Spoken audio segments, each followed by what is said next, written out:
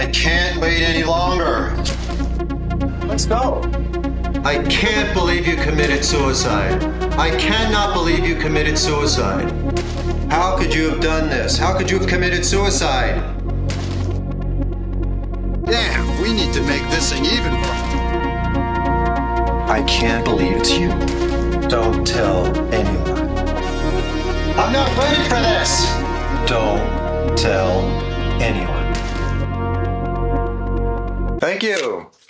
Hello and welcome all you Breen Weavers. After nearly 2 decades in the film business and 6 full-length feature films under his belt, it may be a surprise that director, writer, producer, actor and jack of all cinematic trades Neil Breen did not have a podcast dedicated to him.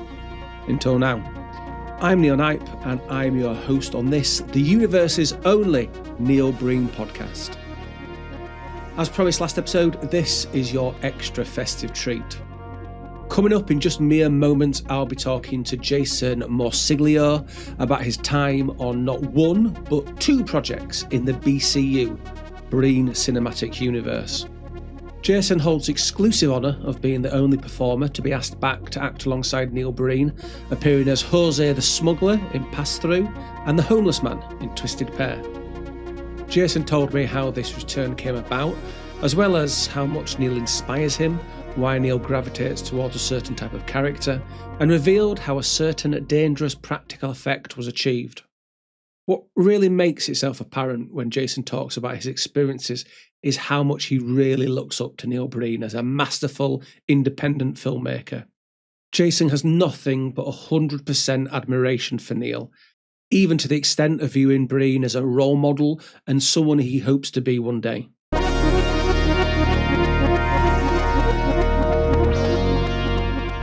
So you are, from what I'm aware, the only returning cast member. You've of course been in 2 features with Neil Breen, Thru and Twisted Pair. How did that come about then? You coming back for a second time? Yes, that will be a memory I will never ever forget, because it was something that honored me, knowing that very few actors had that chance, and I appreciate his welcoming approach towards me, while there were many in Las Vegas not happy with me around because I was a guy from Hollywood, and he ignored all the gossip and the ill talking, and he focused it in what I was doing versus what people were saying. But the truth is that being in a second feature film with him gave me the chance to see what a great filmmaker and human being he is. And I consider him a person I want to follow as a filmmaker. I want to get to that, an artist, an actor, and everything. So when you came back for Twisted Pair, did you just see the casting call again and audition, or did Neil invite you back because of your work on Thru? He invited me back for the second feature film. Yeah, wow. So so again, quite special, to be invited back, because from what I can see, that doesn't really happen. It is more. Not even the first feature I did an audition for. He already knew about me. And I asked, well, are we going to do the audition? No, I already know you. So he was already observing my previous auditions or acting in different kind of other projects. And not only me, I guess he's doing that with everybody. Every single talent he has around. He's very selective, that's for sure. Yeah, because it would seem with the cast that Neil usually uses, it seems to be it's either kind of newcomers, people who are maybe not even interested in pursuing a career of acting, or people who have been hard at it, have been plugging away. And I think you probably fall into the latter, don't you? Because you have done several things before working with Neil. Where were you then at that point before appearing in a Neil Breen film? Well, I was auditioning in different projects. I was a transplant from Hollywood, trying to do the Hollywood thing in Las Vegas. And I was doing my best to learn other skills and strengthen other skills, editing of not only film, but sound and music as well, creating my own pieces, writing as well, rough scripts in a single week of ideas I had in my head for years and years. Finally, I was writing them down, and I am not the script writer, but the need called me to do that, so I did so. And I was increasing all my skills, saying to myself, wherever I go, I take Hollywood with me. I am Hollywood. So I went to Las Vegas with that intent and that mindset, and I think I reached the peak, the highest peak, when I started working with Neil Breen. I said to myself, "But there's nothing else I can do here. This is highest level I can play in Las Vegas, unless I become myself a Neil Breen. That's not a bad idea, but for that I need years, more years ahead. And now I'm back in Hollywood." So you said that Neil was aware of you before you auditioned, but were you aware of Neil? I have to tell you, I was a great ignorant and totally unaware until I was invited to the supposedly audition. When I got there, it was more than anything else in a rehearsal. And there were a group of actors I didn't like. I knew they were gossiping against me. They were all gone. They were not part of the movie at all. It's like he knew the ones that needed to be filtered. And I say, okay, I'm not going to last here a minute. These guys are going to picture me in a way even the nicest guy will believe it, and then I wasn't passed through. So why do you think people were gossiping about? Why did you think people were gossiping about you at this audition? Well, it's because it's a small town mentality, and I'm from Hollywood, and who's this guy? What he wants? And even though here in Los Angeles or Hollywood, there's sometimes some people that are like thinking they're the star, or they're afraid someone will outwit them. They stop blocking each other and trying to be in the spotlight. Well, over there in Las Vegas is worse. And do you think Neil spotted that kind of straight away, and they were on their way? They were not hired because of that. He knows what he's doing. He knows the nature of Las Vegas. He knows the nature of filmmaking. He simplifies a lot of things just to get to the point of the audiovisual language, because there's many things that are unnecessary that Hollywood needs it for their millions and millions of investors, when actually you can do the same with just 2 or 3 moves. You don't need 1,000 moves. That's the mentality that a guerrilla filmmaker has. And he is like the king of guerrilla filmmakers. So you were in Pass Through, you were Jose the smuggler, and in Twisted Pair you were a homeless man, and you're also in the board meeting, aren't you? Very nicely lit. You get the best lighting in that scene. Is there any discussion with Neil about the character, about what he's looking for, what he wants, about the plot of the movie? Are you given an entire script? He always gives pieces of the script that are related to your character and your scenes. He doesn't give the whole script to anyone unless it's his personal assistant. He knows how to protect his copyrighted material. And is there a discussion about your character, about what he's looking for from you? He did, but at the same time, he let it open for you to improvise a bit, giving you the chance to enrich your character. As long as you follow his directions and you add something to what he wanted, he will be fine with it. Because in Pass Through, certainly at the start, it's very intense. How did he go about getting those big, quite intense performances? Well, I think the way he's approaching this is in a way that gives us a joy to watching something that could be political. It's the James Cameron approach with his Avatar movie. People love the movie. There's blue aliens, the evil humans invading this planet, wanting to destroy the tree of life. All that really is a story that is happening or did happen in the Congo. And James Cameron said it. Oh, yes, this is a political movie. That's the kind of approach, from my point of view, is that Neil Breen is doing with his movies. He's pinpointing different things are happening and adding his artistic way of resolving them. Do those performances, did they come straight away from people, or did Breen really have to kind of work to get those? He knows the actors he's working with, and he builds characters that are close enough to these actors. He knew a bit of me, he knew a bit of other actors, actresses, and built something that he thought that we could play. How does Neil work as a director? He is a complete filmmaker, artist, actor. He changes of hat when the time calls for, and he does his very best in every field. He simplifies everything and goes to the point. And I think he will never try to do something he believes he cannot accomplish. His formula, it did work. And I think it's working now, and I hope it keeps working. It's a lot of accomplishments from his side that inspires not only me, but all the guerrilla filmmakers, independent filmmakers. As we get into Pass Through and then more so in Twisted Pair, but Neil starts to use green screen, which of course would go even further in his most recent film. Was there an excitement from Neil about this, he could now use these green screens and use these to create bigger stories?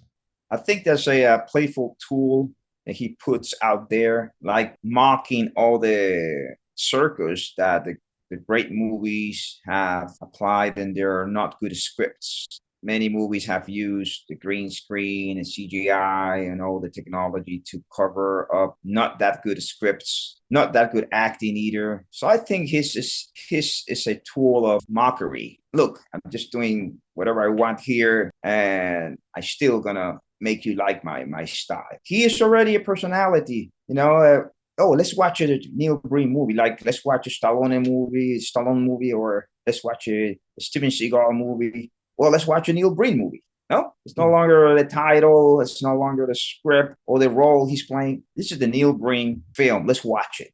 How do you mean exactly when you say kind of using the green screen as a type of mockery in relation to Neil?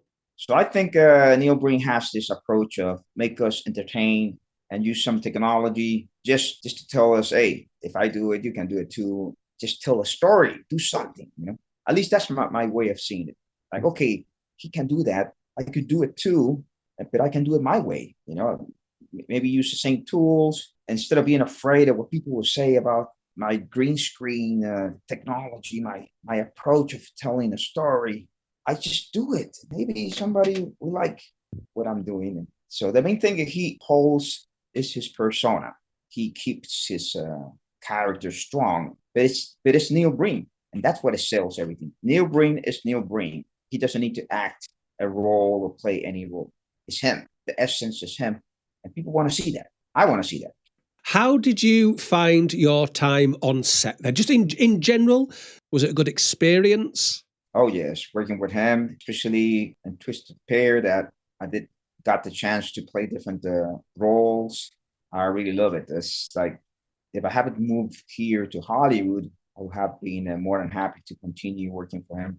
I needed to move here to Hollywood to complete unfinished businesses.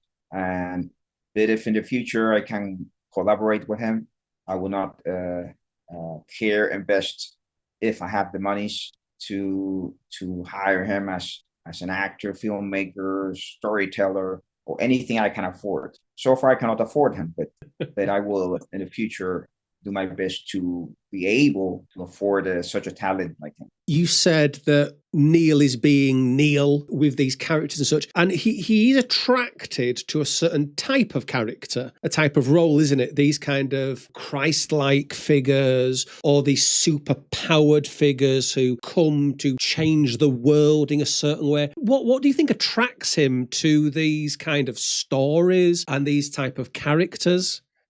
I always see the intent behind the storyteller, what he wants to tell us, why he built these roles, why these characters have specific powers.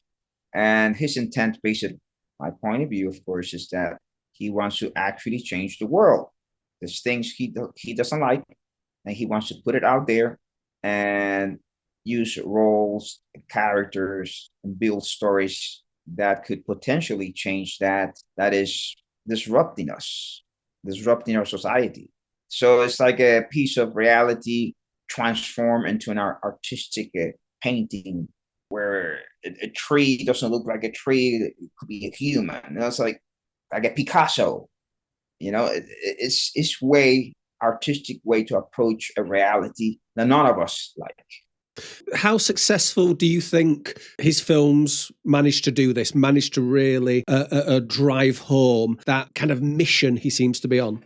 I believe, like any other filmmaker, there will be ups and downs, but there's just no doubt that he's progressing, that he's growing, that his works are making a mark, making a difference.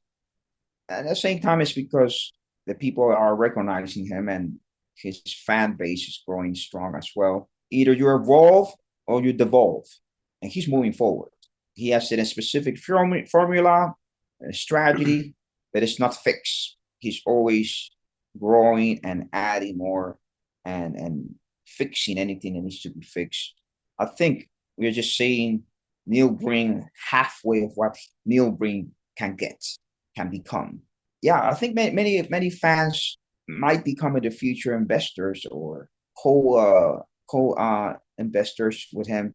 At least that's what I want. Become a co-producer of one of his projects, or have him on board one of my projects. I want to get to that level. Have you discussed that with him at all? Not yet. I am not on the level.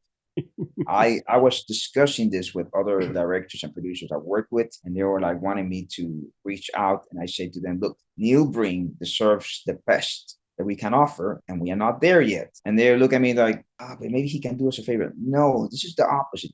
We have to do the favor to him. I was going to ask about how we were talking about this very passionate message that Neil Breen has. And there's things like, I notice in Pass Through, maybe in particular, there's lines there's moments that some people might say are a bit on the nose, blunt, a bit straight. Things like, where he's saying, that's corrupt, that's corrupt. Do you think these things are intentional to get the message across? Many problems we have in this world, if not most of them, are because corrupt people are not doing what they're supposed to be doing. That's why they're called corrupted. They're not doing what we need of them. They are in a position of power because they're exactly doing what they're doing for their buddies, but they are not working for us. They pretend they are. Neil Breen, being the artist that he is letting us see from his point of view the enemy and how he's going to deal with it. I've got now some what I'm kind of calling little questions, these little minutia questions. What country were these immigrants, these hostages from? Where was your gang getting these people from? That's a good question. My point of view that I think I remember is from Mexico, but it could be a different imaginary country. That shows the worldwide problem. That is and this is my point of view, it is something purposely created in order to augment the human trafficking and have more slaves. That's one of the war spoils. And what were you going to do with them? Because obviously there was females there, but there was males as well. What were these people going to be pushed into? I was playing a coyote. So the role that I was playing is be the guy transporting them, trafficking them from one point to another, from one country to another. And I got some resistance, and I needed to deal with these people in the typical forceful way that I will do. In Twisted Pair, where you're the homeless man, was that a real knife that was stuck into your leg there? Yes, it was. And that was done by a block or something in your leg, because I think we could just kind of make something out. I don't know if I should tell the secret of this visual effect, but yes, if you saw a block, probably was made of wood. And then, of course, you've got the two rats next to you on the floor. I think it's fair to say that we could see they weren't real rats, but was that the idea? Were these supposed to be plastic rats? Maybe were they supposed to be toys that your character played with, or was the intention that they were real live rats? In the mind of the role I was playing, it was real rats, but for someone walking through or passing by, we'll see a guy that has mental disabilities and is just playing with toys. But my role, my character, truly believed that there was a friendship built with real rats. Right? Is that just how you played it, your interpretation, or was that Neil Breen's as well? Was that passed on to you? So his direction, if I am not mistaken, was play with those rat toys, and I think that gave the hint to me that this guy was not only homeless, but he has mental issues, and clearly those rats were not alive. None of the fans, I believe, will believe that those rats were real. Neither Neil Breen, but I did believe that they were real because I was playing the role. As once I immersed myself in a character, those rats were alive and they were my friends. After these films then, and working with Neil Breen, where did that take you then with your career? Oh, I felt that after working with him, I reached a peak in the Las Vegas artistic filmmaking community. And I say to myself, well, now it's time to return to Hollywood because I want to become a Neil Breen. I look up him as a guiding light, as somebody I want to become. I don't want to be a copy of him. I just want to be somebody with his wisdom, knowledge, experience, courage, guts, and the spirit to never give up and go for it instead of dreaming and dreaming that most of all of us we do. And that's something that he not only have accomplished, he have exceeded by having these movies being in display in theaters around the world. That's beyond of somebody just dreaming. And it's quite clear that, you look back on this time very fondly, and you've obviously got a huge amount of respect for Neil as a filmmaker. What's Neil like as a man? Is he fun on set? Is he conversational? I always feel that he strikes me as maybe a more solitary man. He's always observing all of us and giving an importance to all of us. He doesn't take us for granted at all. Always observing if we are okay, or attitude, or of way of interacting with each other in front of camera and behind camera. He knows that if we are protected, his project is protected too. His actions are clearly that of someone that knows that this is the journey of all of us, not just him, that we all are part of this thing, this project, this concept. They're a man that knows to distinguish good from bad and to take the time to find virtues within somebody, because it's easy to see the facts. And he's a man that rules the reality by knowing what is right or wrong. The roles that he's playing are just fragments of him, of what he is and what he will be able to do if he has such a powers. Probably some of those things he might be doing, like making some people specifically disappear with magic. That's why putting somebody in a box is easy. It's those people that put you out of the box are very rare. He's one of those people.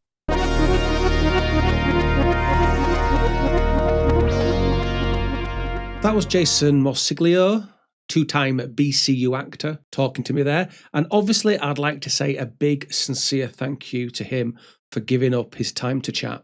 You can follow Jason on Instagram at Jason Morciglio, find him on the Internet Movie Database at the same name, and his most recent film, Plane Crash Survivor, is available to rent or buy on Amazon Prime. Now, naturally, I edit these interviews down for pace or to get rid of repetition of topics, or maybe because one of my questions doesn't land. And myself and Jason struggled at times with some of these questions. Perhaps it could have been down to my Yorkshire accent, but Jason didn't always quite understand what exactly I was asking. He'd ask me to repeat myself, or I'd have to rephrase the question several times. But I think you'll agree that Jason's interview sits wonderfully alongside others, as it gives you another varied take on time on set. With all the interviews we've had so far, we see a difference in experiences, fondness, and appreciation of the final product. Put together, it gives an illuminating look at a filmmaker shrouded in secrecy. Now, I have to confess, I did make one little mistake. This was actually the second or third interview I recorded for this podcast. And at this point, I would usually only hit record once the interview started proper and stop before I informally closed things down and said goodbye. So it was after the interview had officially stopped that Jason told me an extra interesting anecdote. He was saying at a cast screening of one of the films, I think it was Twisted Pair, One of the cast was being quite derogatory about the film, and a few of them were kind of mocking it. And Jason had confronted them and said that it was really out of order what they were doing, and that they had not achieved the things that Neil had achieved, and really kind of fought in Neil's corner, which I thought was an interesting little story. Needless to say, I don't make that mistake anymore, and I record the entire conversations. Although, of course, some things may still be off the record, so aren't included.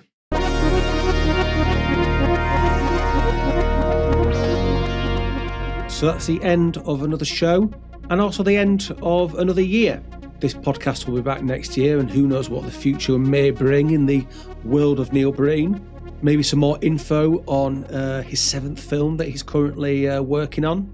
And thank you again if you have supported this podcast this year. It really means an awful lot. Please continue to like, share, subscribe, rate, all those things, please. Really, really help.